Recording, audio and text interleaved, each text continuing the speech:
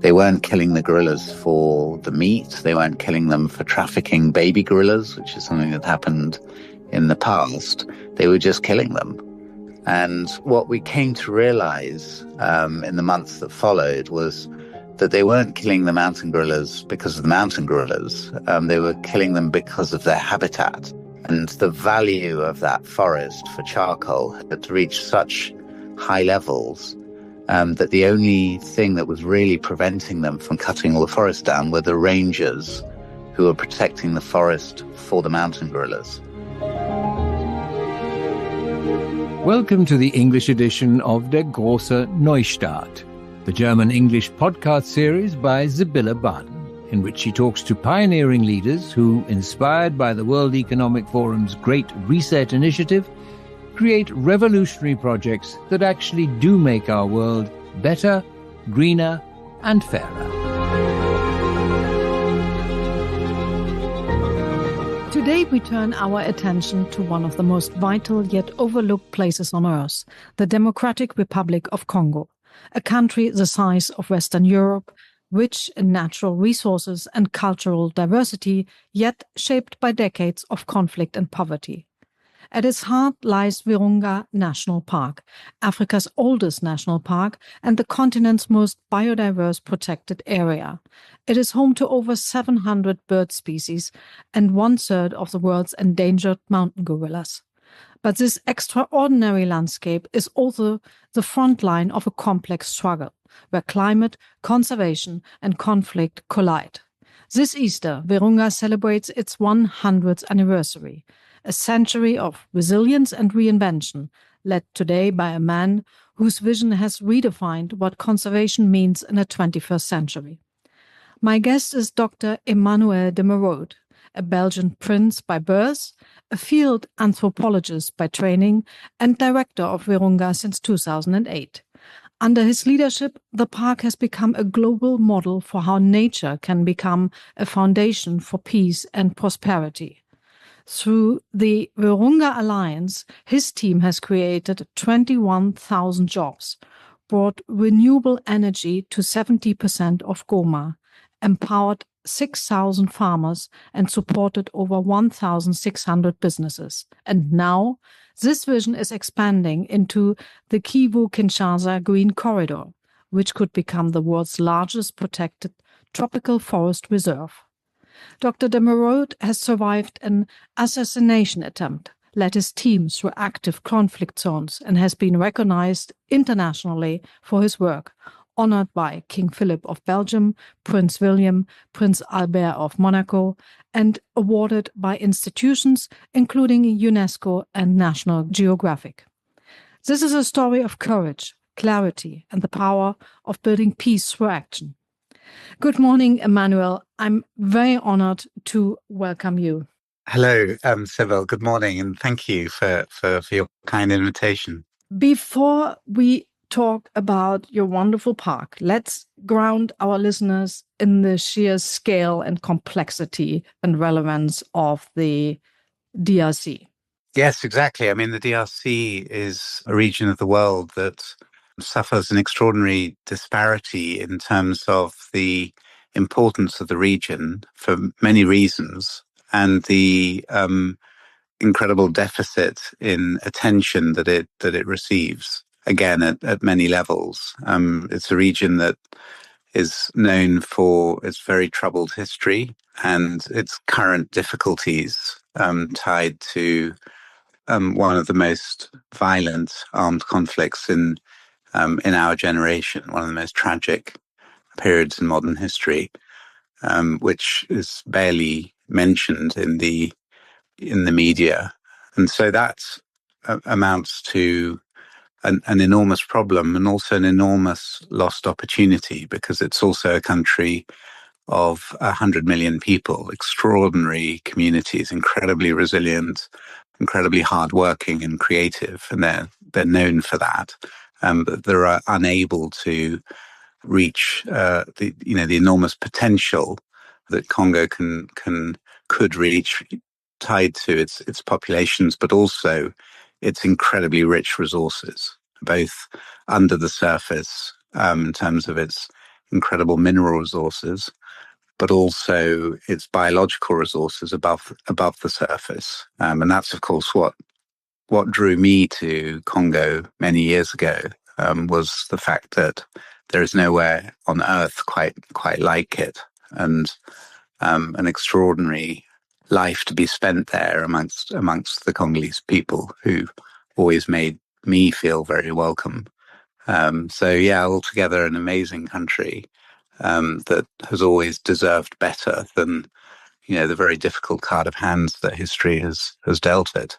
And we probably have to put this in perspective for our listeners somewhere else, that actually it's the second largest country in Africa, with, the size of Western Europe. Is that right? That's right, yeah. It's a vast country that stretches across almost the entire African continent, across the equator, and contains within it over 80 different ethnic communities, 80 different language groups. So it's extraordinarily diverse as a country, both in terms of its society and in terms of its resources. So it's an incredible country. Let's zoom now into the most extraordinary place, the Virunga National Park. That is where you are. And it's not just an UNESCO site, it's the front line of conservation, climate, and conflict. And it's your home. So tell us about it. Yes, it's been home for 20 years now.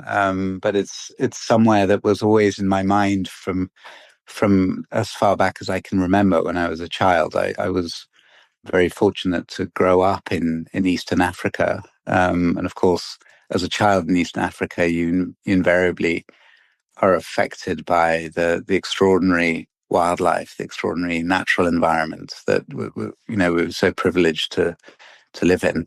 And the summit of that incredibly rich natural environment was this magical place in the center of Africa that had these incredible species and extraordinary landscapes, from the summit of the Rwenzori Mountains, these fabled mountains of the moon that were identified over 2,000 years ago as the mythical source of the Nile, and down from those glaciers on the Rwenzoris through the moorlands, down into the alpine forests, and then into this incredible lowland tropical moist forest mass of the Congo Basin. But also in Virunga, it's savannas and lakes, and it's wetlands. And then in the south, these, back into the mountains, but here where you can actually delve right into the center of the earth with some of the most active volcanoes on earth.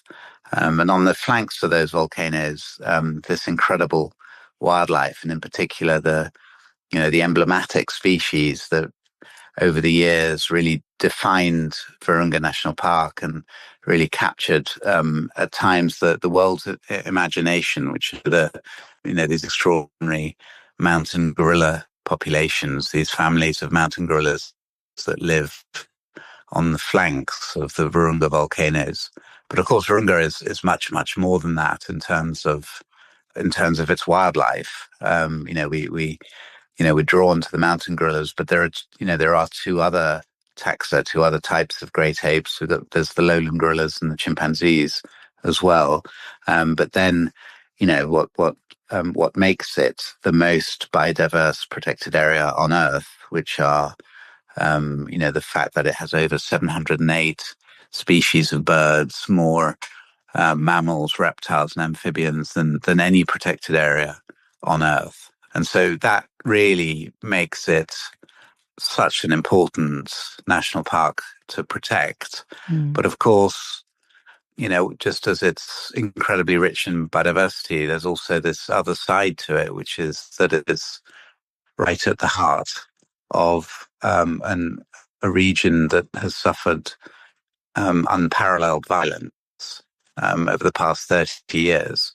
And that's really been expressed through a succession of civil wars. The first started just after I arrived in 1993, after the horrific events in Rwanda in '94, with an escalation of that violence into Eastern Congo, and then a civil war, the AFDL civil war in '96, which spread across the whole of Congo, followed by 4 other wars, of which we're currently living through the most recent one. And that's what's very particular about Virunga is that every single one of those wars started in or around Virunga National Park. And so just as its extraordinary wildlife and biodiversity is what defines it, it's equally, perhaps more, defined by the incredibly difficult, tragic circumstances in which it finds itself in recent years. Yeah, because you talk about it so strongly.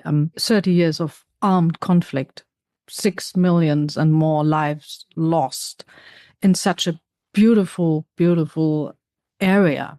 Oh, I mean, the struggle of our lives is to work towards peace, and I didn't speak just for myself. I speak for the entire team and the entire community that I live within. That's the single thing that we work towards. So, of course, we believe in the fact that one day Congo will reach its incredible potential.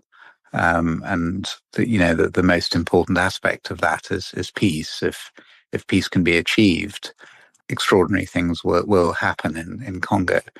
And the issue is how what's the pathway to peace, and that really requires a real effort in trying to understand the deep-rooted causes of violence, of armed conflict, and ultimately of civil war.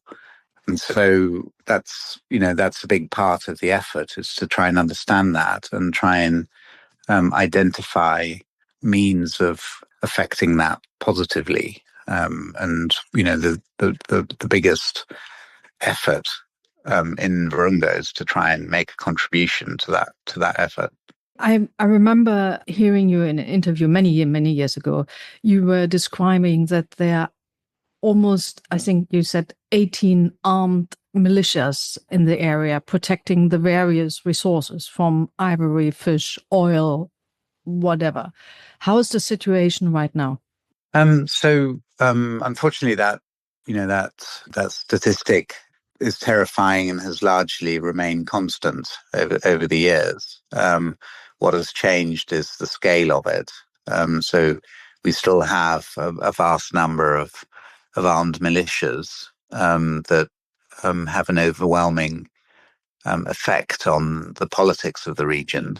And what has changed in recent years is that it's escalated to extraordinary proportions and has caused enormous suffering to the population. So there was a new war that started 3 years ago. Like every other war, it began in Virunga National Park with the presence of an armed militia, the M23, that moved into the neighboring territories and then gradually expanded to the situation we're in now, where they've taken over the 2 biggest cities in the eastern provinces, Goma and Bukavu, and have spread quite significantly westwards. What it's resulted in is, with respect to our lives, is that half of the national park, which is this vast national park spreading over 300 kilometers north to south, half of it is under rebel control at the moment. And so that leaves us with a very, very difficult situation to manage, and a tragic situation with respect to the populations living around the park. And that's it's certainly made the work a lot more difficult and torturous in the last 2 years. Mm. How many people live in and around the park? So the Kivus, which are the provinces around Virunga National Park, and the Ituri in the north, are some of the most densely populated rural areas in Africa and the world, in fact. The human population density around Virunga is higher than that of Belgium or the Netherlands. And so what we have is about 11 million people who live within a day's walk. So the definition that we would use for the local community around the park, 11 million people live within about 20 kilometers of the park boundary.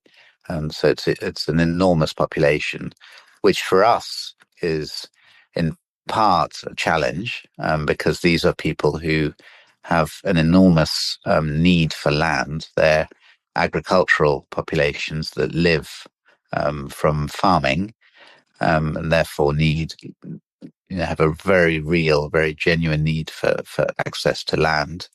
And yet we have this national park that represents 800,000 hectares of incredibly fertile land that's been set aside for conservation, so that the rest of the world can benefit from the preservation of the world's biodiversity.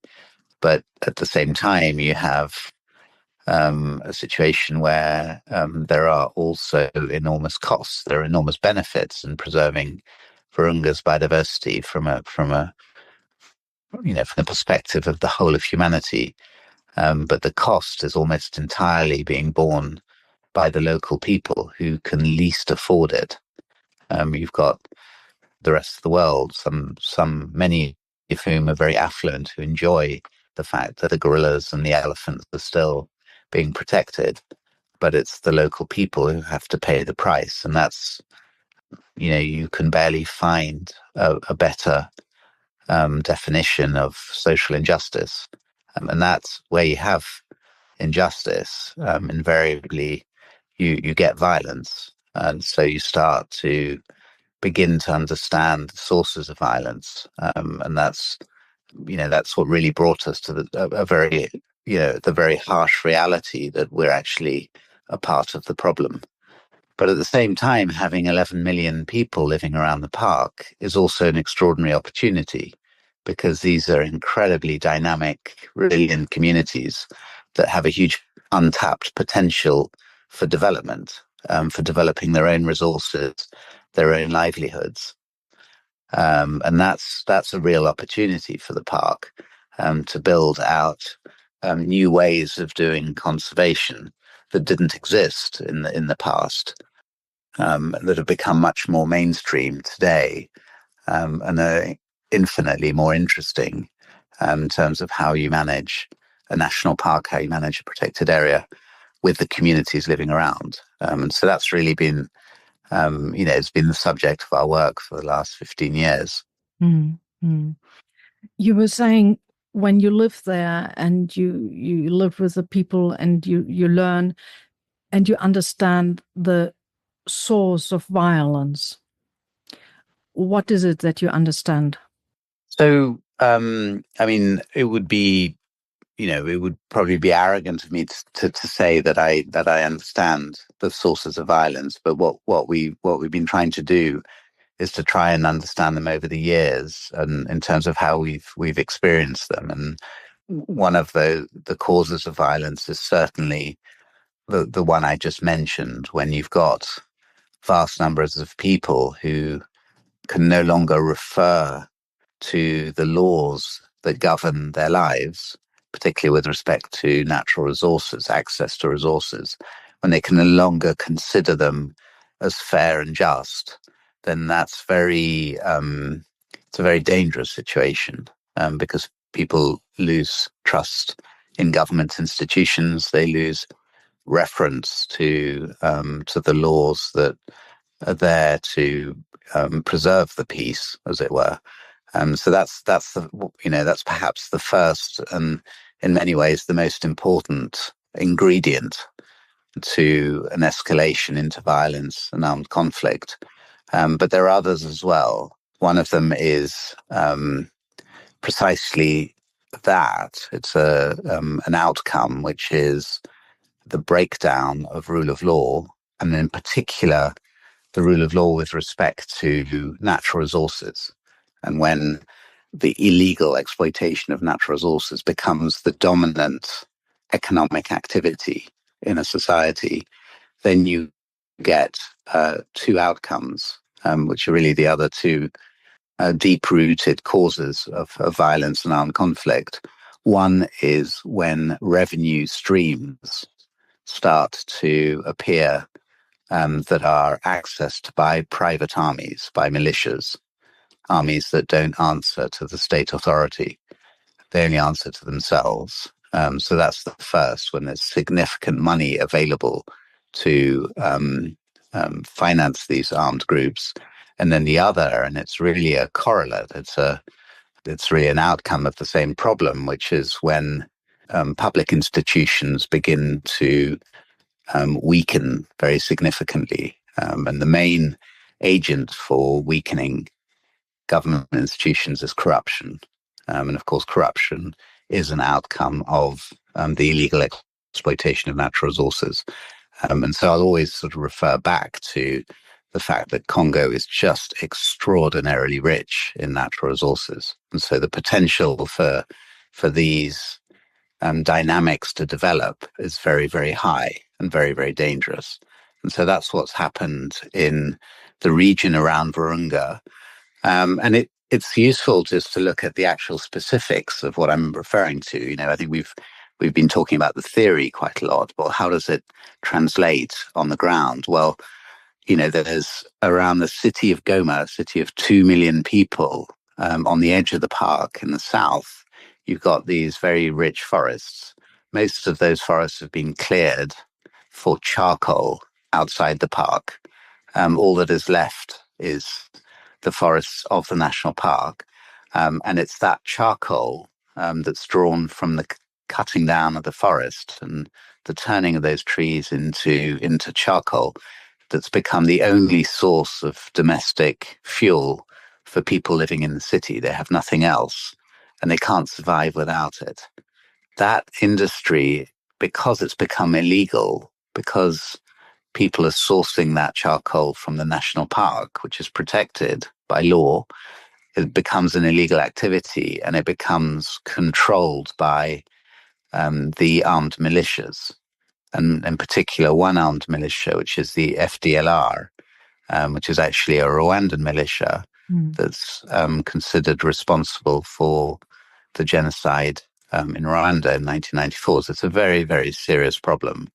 And they generate, it's estimated, in excess of $40 million from their control of the trafficking of charcoal from the national park. And so there you have it. You have that revenue stream that's perpetuating this armed group over the years. People often ask, you know, how is it possible that this terrible armed group is still present after 30 years? Well, it's because they can generate so much money from the forest.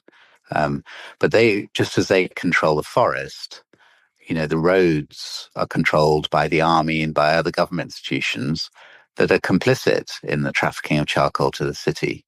And so you then get the weakening of state institutions because they're involved in that same problem of illegal exploitation of natural resources. And so you have those two basic ingredients. And then the third, of course, is that people have no choice. They can't survive without domestic fuel. And if they're prevented from accessing it, they risk, you know, massive food insecurity and, you know, the effects of not being able to boil their water, which brings in waterborne diseases, which threatens their children. These are all perceived as problems tied to social justice, of being able to access the, you know, what are really their rights. And so you've got all three ingredients that lead to the breakdown of rule of law and ultimately to violence and civil war. Mm-hmm.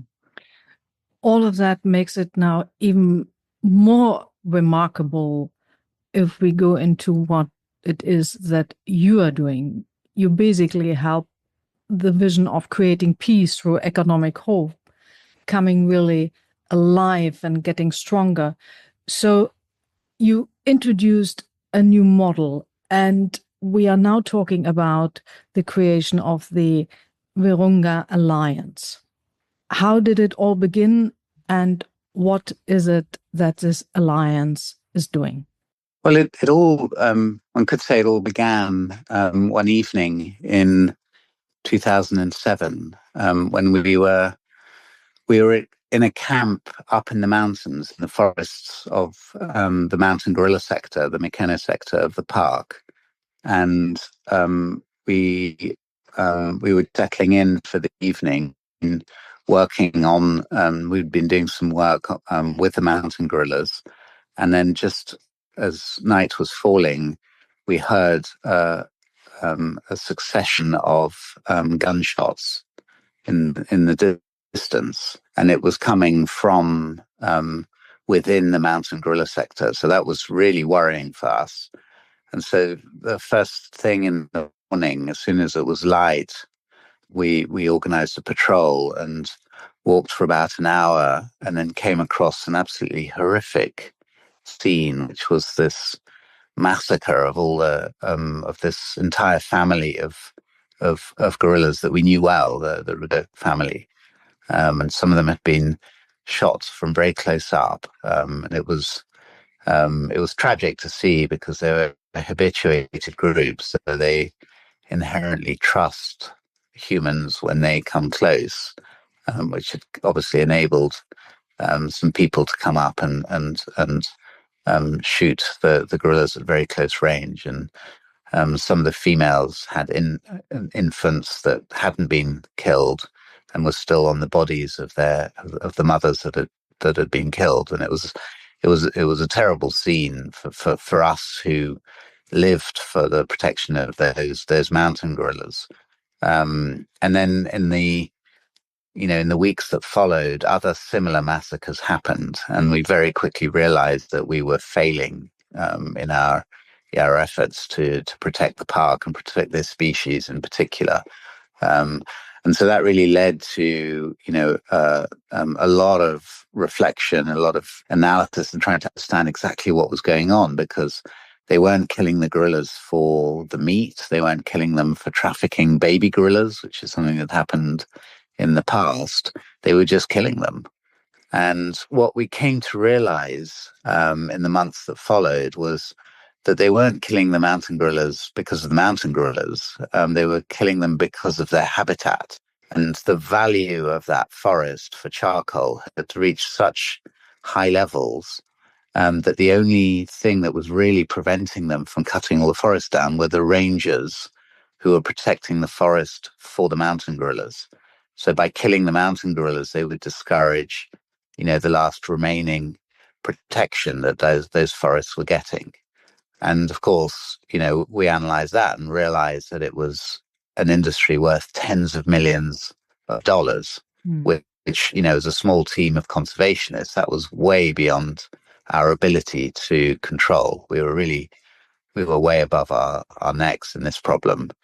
And we just weren't equipped to deal with a problem like that. And it really, at a personal level, it made me realize that all my training as an anthropologist and as a biologist was just inadequate for overcoming a problem of that scale. What we also realized that there were other similar problems elsewhere in the park. The fishing on Lake Edward, this vast lake in the middle of the park, was worth about $62 million, and 80% of that was illegal trafficking. There were land invasions in the park by the militias that were worth tens of millions of dollars. All of that together created an illegal industry of over $170 million a year. And that's really what we were up against. And so what it made us realize is that we as conservationists alone were completely ill-equipped and inadequate in confronting problems on that scale. And we needed to look beyond our profession, but in particular beyond our institution, to the communities living around the park, and just see where it had gone so badly wrong over the years, that something like this could have been created under our noses and we hadn't even noticed it. And so we completely changed our approach. We started working with economists, with social development experts, with engineers, and less with biologists and anthropologists like myself. and completely changed the entire approach, the entire methodology of how we were managing the park, but also tried to analyze, what the alternatives were. If there was $170 million dollars being created from illegal trafficking, what are the assets that we could draw on to outcompete an industry on that scale? Because that was the only way we were gonna confront it. We couldn't use law enforcement alone. It just wasn't either desirable or practical or feasible. We needed an alternative to offer the communities that was more desirable to them. And that's really when we started looking at, the economic potential of the park in terms of the non-destructive assets. And that's really the remarkable nature of Virunga, is that those resources exist with a bit of creative imagination. They suddenly become very, very obvious. Tourism, of course, is one. Tourism isn't just about the tourists. It's about the jobs it creates, about the infrastructure that opens the region up to not just tourists, but also investors. And that's why tourism is so important in Africa, is that it makes its potential realizable. And then two other incredible sectors of the economy that could be developed without destroying the park. One was energy. It was a mountainous park with incredibly high rainfall. So a whole network of streams that flow into rivers that become torrents and are incredibly high in energy that can be readily transformed into electricity as the motor for a whole new economy. As an engine that could transform the economy in a way that is more effective, more powerful than the illegal trafficking of natural resources. And then the third is really an outcome of that, which is, we're dealing with a population that is perhaps 90% rural, 90% agricultural, but that really are unable to harness all the real value of their work, because they produce agricultural products that are then exported, and all the transformation of those products happen in neighboring or countries further afield. And that's really where all the added value to those commodities are created. And part of the reason why transformation doesn't happen in Congo is because there is no available energy for that transformation industry. And suddenly it became clear that that was really a primary vocation of the national park, just as it was to protect biodiversity for the whole of humanity. And there was this equally important opportunity to provide ecosystem services to the community in the form of electricity and investment from tourism and from the investors that it would bring into a whole new modern and green agricultural transformation industry. And so that's what we've been working on for the past 15 years with the community. It's become a roughly $300 million investment. It's created 21,000 jobs in the community. And what's been really extraordinary about that is that, we measure the energy generated by the park's rivers in terms of megawatts of electricity. And every one of those megawatts of electricity, when it's made available to the community so that they can develop their own industries, every one of those megawatts creates between 800 and 1,000 jobs. But what we found was that the park could generate over 100 megawatts of electricity, and therefore could create upwards of 80,000 jobs around the park. Now, we started looking at those jobs when they were created, talking to people, finding out what their stories were. And 11% of those 21,000 jobs that we've been able to create are young men and women who have chosen to leave the armed groups and take on gainful employment through these opportunities provided by these new industries that, the park has enabled. And so suddenly we found ourselves with this incredibly compelling instrument for bringing peace and stability, that was really governed by this formula of the more energy you drive into the community, the more you get agricultural transformation, and that creates jobs at a rate which we can measure. And that becomes the most interesting way of overcoming armed conflict without bloodshed, and a really deep-rooted solution to the problem of violence. So that's really what we refer to when we talk about the Virunga Alliance. It's this partnership with the community to enable them to control their own resources, control their own future, by building the transformation industries that enable them to get the full value out of all of their work.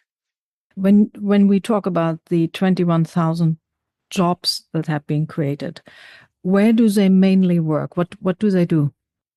So we've worked across a whole number of areas, and it's quite varied. So it's a difficult question to answer in a nutshell, because it's complex. But we've worked. We try and concentrate the effort on two things. One is building up local enterprise, small businesses in the community. And there you get a whole range of small businesses. Sometimes they get referred to as barefoot businesses. These are people working often out in the open on the side of the road, doing carpentry or welding, mechanics, and so on. And they're actually extraordinarily skilled jobs, but they don't have access to investment to be able to grow out their businesses. And so what we did was to work out a scheme where we could use the electricity network, which is this really interesting, you can build this really interesting picture of it, which is that you've got a natural network of rivers and streams flowing through the forest that build up in power as they converge to a point. And then it becomes an economic network that is really the mirror of that natural river network in the forest. And that human network is, of course, a physical transmission of electricity down the power lines into the power grids in the cities that we've built out. And, you've got these two networks that are the mirrors of each other. And what they do is that they connect the forest's energy to what are now 50,000 homes and businesses in the cities, and create a very real, a very financial interdependence between the human economic landscape and the natural ecosystems. And so what that did was that it created a discussion both locally on, the need to preserve that forest because it stabilizes the water flows. And those stable water flows are what make the generation of electricity possible. And now the livelihoods of over 21,000 families. And those families become, the best allies of the park for obvious reasons. But it also created a whole discussion internationally. And one of those discussions brought us into contact with Mohammed Yunus when he was passing through Nairobi a couple of years ago. And I asked for 10 minutes of his time to discuss the whole issue of how do you bring financial services to people who are completely excluded from the formal banking sector because they're too poor to really be able to get through the doors of a bank. And it was meant to be a 10-minute discussion because he's incredibly busy. And it developed into a 4-hour discussion about, his dream of achieving the three, what he refers to as the three zeros, which are, zero unemployment, which, is very important to us because it's the unemployment is one of the main drivers of violence. Zero concentration of wealth, which is something that, he feels very strongly about. And I think we're all increasingly sympathetic with that point of view. And then the third, which is the zero net emissions. And it was something he said he was really struggling with on how to tie financial services to the poor, to the whole issue of zero net emissions. And this model that was developing in Virunga offered an opportunity to really test that. Could you drive financial services, a loans system, a small business loan system to the natural ecosystems and create that interdependence where one protects the other, and vice versa. And so we developed this idea of trying to test that, that idea of tying financial systems to the forest, and developed a joint venture with the Grameen Bank, of course, the greatest institution there is in terms of microfinance. And so we now have Grameen Virunga, which is a microfinance institution around Virunga National Park that's partly owned by the Grameen Bank, and that uses electricity as the medium for providing loans. So when you buy a kilowatt hour of electricity, you can obtain a loan that is reimbursed with a small premium on that electricity. And what's so interesting about it is that the cost of the kilowatt hour of electricity, of clean energy from the park, plus the reimbursement of the loan, amounts to 22 cents for your kilowatt hour of electricity, plus, say, 10 cents for reimbursing your loan. That's 32 cents. The cost of a diesel generator is over 60 cents a kilowatt hour. So it always costs you less to reimburse your loan than not to reimburse your loan, because that would mean going back to a diesel generator, which is more expensive. And so you've overcome one of the great challenges of financial exclusion, which is the inability for somebody living in extreme poverty to provide a guarantee, because being poor by definition, they have nothing and they can't offer a guarantee on their loan. Now they don't need to offer guarantee because the model makes it cheaper to pay the loan than not to pay the loan, and that becomes your guarantee. So that was incredibly interesting as a hypothesis. And the second, of course, was that the best proxy you have, the best correlate of business performance, is energy consumption in these small businesses. And all that data was being collected anyway by the energy company that we developed. And so you could get a due diligence analysis done at no cost for these small businesses, which is, of course, the other cause of financial exclusion, is that it's so expensive to do due diligence on a small business that's asking for a very small loan of, say, $200. If your due diligence process costs $1,000, you're not going to do it.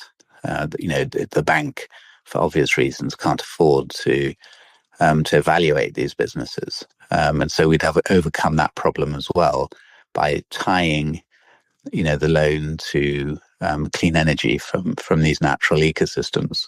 And so that's become, in the last couple of years, a $5 million investment in small business. There's over 1,500 small businesses that have received these loans, and that's part of the reason why we've created 21,000 jobs. And so it's really tied into those natural ecosystems, and it's performing really well. It's growing quite fast, so that's really exciting.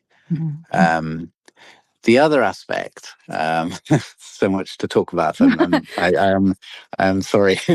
No, please. But the other aspect is, these industries that we've been able to develop in the value chains that have been coerced by the trafficking system. So the armed groups that control certain commodities, and where we've managed to build industries that bypass those illegal networks and provide an alternative. A really important one to us is cocoa. Cocoa is obviously the primary ingredient for chocolate, and everyone likes chocolate. It gives you, it gives you a good feeling. But at the same time, it has a very, very sinister pathway to your stomach, which is that in regions like Eastern Congo, it's a very, very high value commodity that attracts the armed militias, and one in particular, the ADF, which is a very violent militia in the north of the in the north of the park, in the north of the province. So a militia that came from Uganda. It's considered to be a jihadist militia, although it's more complex than that. And one of their main drivers is the illegal exploitation of the cocoa production systems. And what they will typically do is go into communities just before the harvest and kill people so that the communities flee just after the harvest. And then they'll go in often with enslaved labor and just recover the whole harvest and traffic it, smuggle it into Uganda. And it gets sold on the European market, on the US market, and through, what are considered to be respectable brokers as certified, often fair trade and organic cocoa, but Ugandan cocoa. And so it's a terrible situation in which the laundering of this Congolese cocoa and its fraudulent certification as Ugandan cocoa conceals the fact that there are terrible crimes committed along that value chain. And the way around that, obviously, is to create a much more resilient, much more robust Congolese value chain. But that needs to be economically viable. And so to achieve that, you need to industrialize. It's the only way of doing it, is to really build out the whole cocoa transformation industry in Congo. And so what we've done is that we've worked in those communities and encouraged them to build out their own fermentation centers in the communities that are safe. And so we bring the rangers in also with the army and build out systems where it's the community that structure their own security, and they call the army when they need the army. It's not the army going in and causing trouble, but when they feel threatened and vulnerable, they have the technology, these simple panic buttons that we've distributed, where they're able to call out and support and prevent these massacres from happening. But at the same time, they no longer ferment and dry the cocoa in their fields. They're able to bring it to a safe fermentation center, get a much higher quality of cocoa, and then transfer it safely to a cocoa mass transformation plant and what we now have, a chocolate factory. And so we started making chocolate, very high quality chocolate, within those communities, and then exporting that at much, much higher value, which has made the legal cocoa value chains much more profitable, much more interesting to those communities. And so there's a big cocoa mass transformation plant that's now under construction with the support of the European Union, which the park is building, which will produce 30,000 tons of cocoa mass, which is, part processed chocolate, as it were, which, the European market really needs. There's a cocoa deficit on the global market. But, 30,000 tons of cocoa mass represents 60% of the entire cocoa production of Congo at the moment. So the potential is amazing. But these are profitable businesses. They're not handouts to the Congolese people. These are the Congolese people developing highly profitable businesses that can be invested in on a level playing field. So it's a really gratifying process that's taking place around the park, where these illegal trafficking networks are sort of, be it the illegal charcoal that's being replaced by clean energy, or the illegal cocoa smuggled into Uganda that's being replaced by processed, transformed cocoa on the legal market. And so that's really what what it amounts to in terms of the sort of tangible changes that are happening on the ground. Mm-hmm. Out of those many important things you said right now, two things. You mentioned the European Union. Do you think this is part of recreating value chains that you say the market is, or a lot of the products go to the European Union, that the European Union then has to make sure that the production happens in a safe and fair environment. And question 2 would be, you talked about the army who's coming in to protect. How efficient is that at the moment? Well, I'll start with the second question because it's a really important one. The army is, like many institutions in Congo, it's in a fragile state at the moment. But what that can result in is enormous problems in terms of the potential for misconduct, leading to violations of people's basic rights, and acts that are deeply regrettable on the part of unsupervised or inadequately supervised and trained military personnel. And that's certainly a part of the problem. But it is a problem that can be managed if it's taken very seriously, which it needs to be. The way we've worked it is that for 15 years, we've been working on building up the discipline and the sense of professionalism amongst park rangers, who are one of the government services. That's the service that I work for. And so I'm directly responsible for their acts. And it's obviously critically important that they always, behave with the highest levels of professionalism, especially when they're operating in vulnerable communities. That's the most important aspect of our work is that that's done appropriately. And the same goes for the army. But the truth is that given the state of violence in the eastern provinces, you can't avoid the role of the army in restoring peace and restoring the rule of law in those regions. But the army is not sufficiently equipped at this stage. And so we need to work on that progressively. What we found is that perhaps the most valuable tool in achieving that is the community itself. So the community where we lived in a few years ago, which is a town called Mutwanga on the edge of the park, was very, very badly affected by these militia attacks, these ADF attacks on the community. In the first 3 months of 2021, there were 6 attacks and 120 people were killed in that community. And this is the town we were living in. 60% of the town fled to the neighboring city of Beni. And it was in a real crisis. And we held a whole number of meetings with the community that was left and discussed this issue of how to resist these attacks. And their response was, well, the army just isn't up to the job. And so what we suggested was building a reinforced position for the army where they can be contained but called out when they're needed, and they have the necessary resources to be able to do that.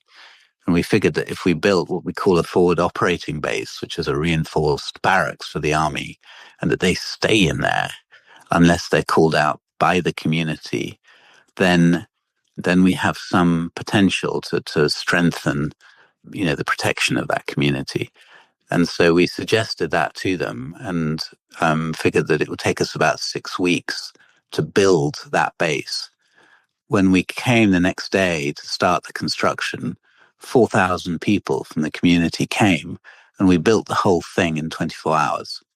It was perhaps the most encouraging day of my 30 years in Congo. It was absolutely extraordinary. And the ADF attacked that position that night, and three of our people who were protecting it were killed. It was a very, very difficult moment. But since then, so since April 2021, there hasn't been a single victim in that town. And all the 60% of the population that fled have come back. And the whole economy of that town has increased very significantly. So it's been an amazing journey for that community. And the trust and the relationship in the government authorities has really been transformed.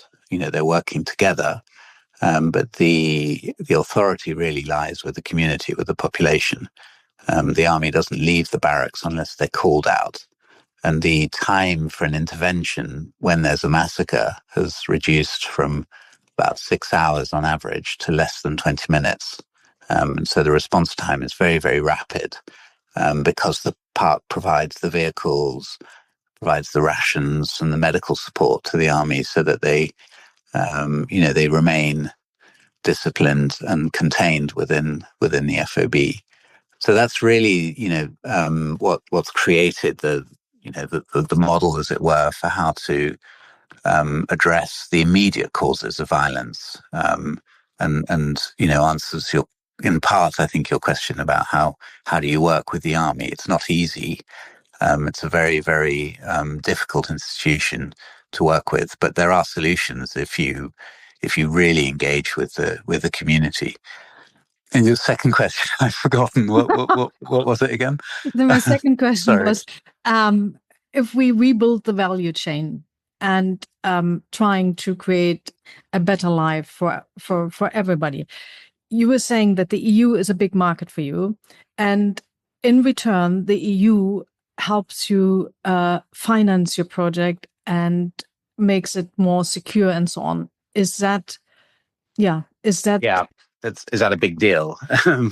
It is, yeah. I mean, the European Union has been the biggest investor of all by quite a significant margin on the work that we do, and have been not just incredibly supportive, but very consistent over the last 40 years. They started supporting Virunga in 1988. And that's incredibly unusual. I don't think there's any program, certainly not an environmental program, that's had such significant and such constant support from the European Union. The reason it's so important is that, peace cannot be built on a 3-year project cycle. It's a generational challenge that needs that consistency and that commitment. So that's what we've had from the European Union. The US have been quite supportive, but they don't have that same level of constant commitment. In fact, they suspended all of our financing in January for reasons that you probably know about. Yeah. But, the European Union has doubled down this year at a time when we need it most. We're real proponents of trade, not aid. We're trying to build systems that work with the European market and work, in response to the needs of the European market, and in response to the needs of the Congolese economy. But of course, without that initial subsidy from the European Union, we could never have got the foundations in place to be able to build this economic infrastructure around Virunga. And so, we were able to benefit from very significant grant funding to get it all going. And then now, we've also been the first successful investment from what was a European investment bank. It was the British initially who chose to invest through DFI funding, through development finance. There hasn't been that kind of financing since 1985 in Eastern Congo. And so that's one of our real prides, is to have started to normalize investment into that region, which, normal investors are very risk averse and very nervous about penetrating that market. But it's absolutely essential to get wealth back to the people of Eastern Congo, to get that normalized investment to start working again. So that's what the European Union have enabled us to do, is to create the foundations so that other forms of investment, blended investment, can start to happen. What's also happening is the European private sector is beginning to invest in spite of the fact that there's a war. So we've got 5 or 6 major primarily agro-industrial players who are beginning to invest in those factories in joint ventures with the park. So the park takes care of the local risk, as it were. It creates, the enabling environment for those investments to work. and they bring in expertise, and that's working incredibly well. But there are always challenges along the way, and some of them are caused by the European systems, as it were. We recently had a bit of a crisis because the certification processes are quite daunting, quite challenging to achieve, and one of them is the organic certification of cocoa. Most of the European purchase of Congolese cocoa is in the organic sector, and that needs to be certified in a way that's compliant with European Commission regulations. And so there are auditing firms that are authorized to do that, of which there are 4 that have been authorized for Congo. 3 of them refused to come to Eastern Congo because of security, because of the upsurge in armed conflict. And the 4th concealed the fact that they were no longer compliant with their requirements to the European Commission, were no longer able to carry out those orders, but they kept that quiet for almost a year. And then, the cocoa actors in Eastern Congo only found out about a week before the certificates expired. What that effectively does is that it delivers 40,000 Congolese families into the hands of the armed groups because they can no longer sell their cocoa on the European market. They have nowhere else to sell it other than to sell it at a massively reduced price to traffickers who give it to the armed groups, who smuggle it into Uganda, who are able to fraudulently recertify as Ugandan cocoa and sell it on the European market that way. So it's an incredibly twisted, problematic issue. And actually there we were able to work with the Commission very, very fast.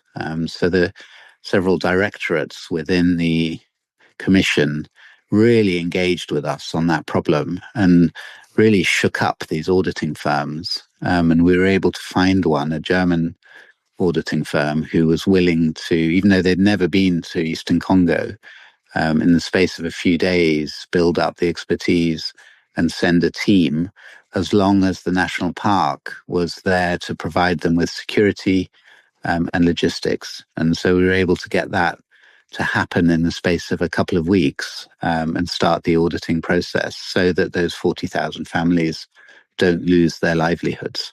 And so that's really how it happens. It's those little details that make the difference in terms of rebuilding an economy, rebuilding a society. But they're difficult, stressful moments that really need to be sorted out. But, it's 40 years of working with the Commission that really enables us to solve those ways, to cut through all the red tape and to come to a solution very quickly. You mentioned earlier about that one solution to it all could be scaling the model. And you presented together with the DRC government earlier this year in Davos the idea of the green corridor. So, which is basically, the vision is to create the largest protected tropical forest reserve on Earth. Can you give us a status quo of how far this vision has gone? The status quo is the wrong word because it's moving so incredibly fast. And it really started about a year ago. There was some discussions amongst different people who got very, very interested in this whole idea. There was discussion between King Philip of Belgium and the Congolese head of state about what was happening in Virunga, and that drew a certain amount of attention to what was happening around Virunga. And the DRC president sent a team in October last year, so not that long ago, to try and understand what was going on, because they suddenly heard something was happening in the midst of this very difficult region that was really only associated with bad news. Suddenly there were these developments that sounded interesting. So he sent a team, and it was the one person within that team was incredibly, really very dynamic and very positive thinking person who started a discussion with us about an idea that was really drawn from the fact that we had come to realize that there was a major development happening within Congo, which was the Chinese Belts and Roads Initiative, of which one project was the Kisangani to Beni, which basically is Kisangani to Virunga. The city of Kisangani is right in the middle of Congo, and it's at the upper end of the Congo River, the upper end of the navigable part of the Congo River. And what the Chinese Belts and Roads Initiative project was going to do was build a road all the way through the Ituri to Virunga, which really effectively drives an economic corridor through the heart of the Congo Basin, all the way through the Ituri, from the east all the way through the Ituri to Kisangani, and then 1,400 kilometers down the Congo River to Kinshasa, and effectively cuts the Congo Basin in half. The Congo Basin is considered now to be the most important terrestrial asset on Earth with respect to climate change. It's the only tropical forest mass that absorbs more carbon dioxide than it emits. It's critical to the whole climate effort. And suddenly you've got this road which has the potential to drive a whole number of feeder roads and to develop the tributary rivers going into the Congo River in a way that could potentially fragment the Congo Basin and undermine its whole ecosystem function, destroy the Congo Basin potentially within 10 years, if you look at what's happened elsewhere in the world. And so we're faced with a dilemma. One is that the Chinese are building a road. Congo needs roads. That's non-negotiable. It's an incredibly important, valuable project for Congo that the Chinese are investing in. But if measures aren't taken to mitigate the impacts of that road, we could be in an extraordinary level of trouble, with the destruction of the Congo Basin as a critical global asset, but also the spreading of the violence westwards, which, was a problem, a huge problem for the Congolese state, hence their interest in what was happening in Virunga. And so what we did is we developed this idea that, this road is important, it's needed, it's, the Congolese people need development, and roads are essential to that. But we've got 4 years before that road is built. We have to get something in place that's going to enable that road to reach its economic potential, but without destroying the forest or hurting the communities. And so the idea of a protected area around that corridor started to take shape. And this commission that was sent to Virunga spent a few days with us looking at all these factories and hydroelectric plants and all this development that was happening around Virunga, and really worked on the dream of replicating that all the way across Congo to the west, to Kinshasa, in a way that would have a whole number of impacts, protecting the Congo Basin as Congo's contribution to the climate effort, but also reunifying the country, and then meeting these three great objectives that we felt could be achieved by developing all those sectors of the economy. So clean energy, green agro-transformation, and renewable energy-driven transport systems along the corridor in a way that protects the forest because the legal framework is in place, but also creates 500,000 jobs, which is what we felt the potential would be when it comes on that scale.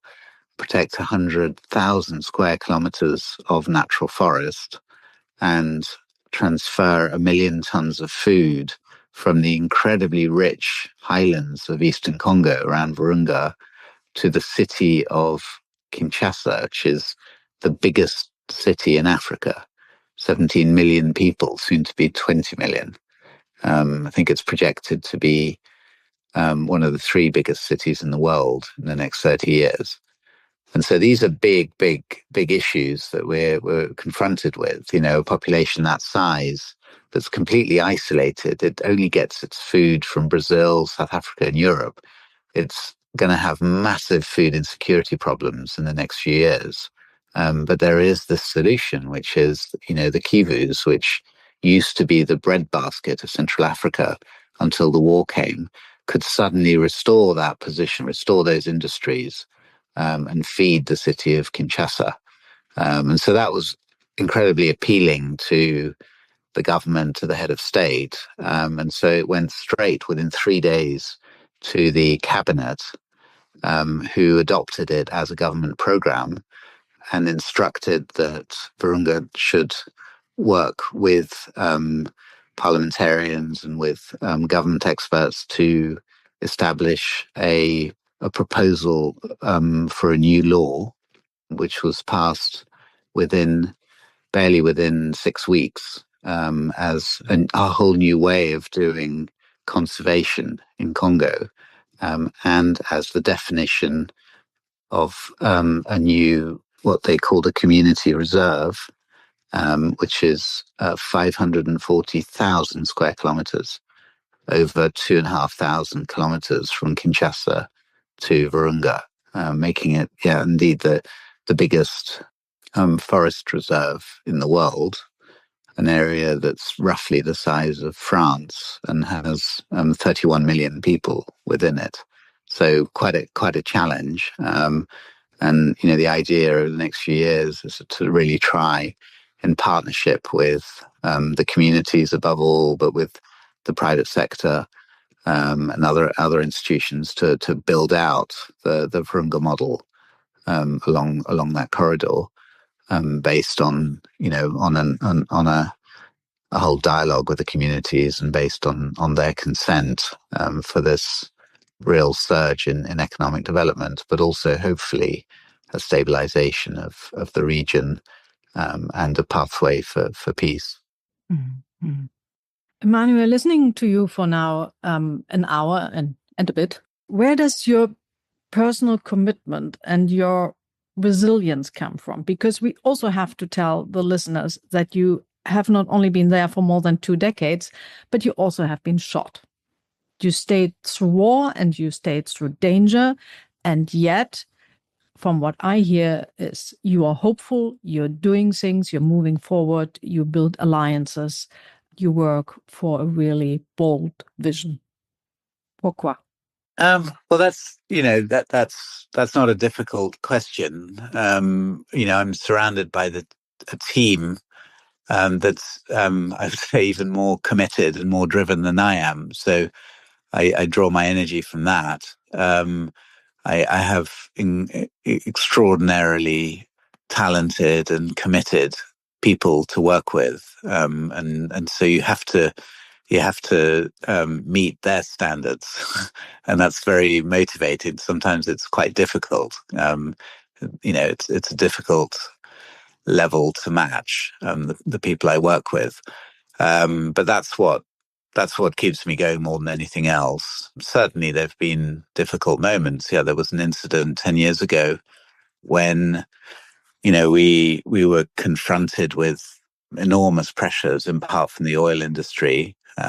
We were carrying out an investigation over 5 years, and it was the day that I submitted that investigation to the state prosecutor that I came under attack while I was driving back to the park, and was quite badly injured, when a group of people opened fire on the vehicle I was in.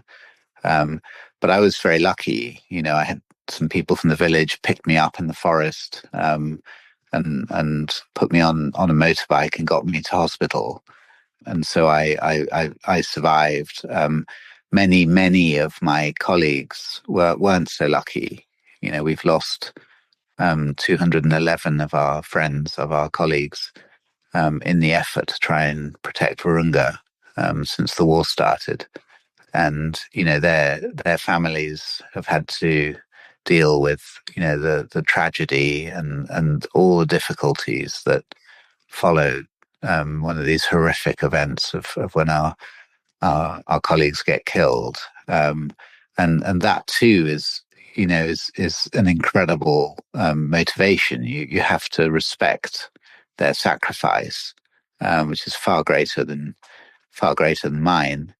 And so, I do find that very, a source of enormous drive and commitment. It's what they have done to keep this park going, and it's a park that is succeeding. It's a park that's refusing to die, and so you get swept along with it. And I don't regret a single day of that teamwork.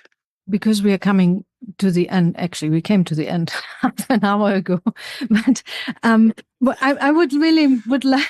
I mean, it's such an intense story. Just you alone, plus the park and the heart of the people, and this endless fight for just fairness and having a life like everybody else. What gives you hope today? Oh, there's so much. I mean, every day, new things are happening, new ideas are developing. Every day there's there's a whole set of new livelihoods that are created. I love that national park. I love the wildlife within it, and the elephant numbers have increased tenfold in the last 10 years. The mountain gorillas have tripled in numbers. There's so many reasons to feel hopeful. And I could go on about it for hours. Generally, when one's committed and puts in the effort, things succeed.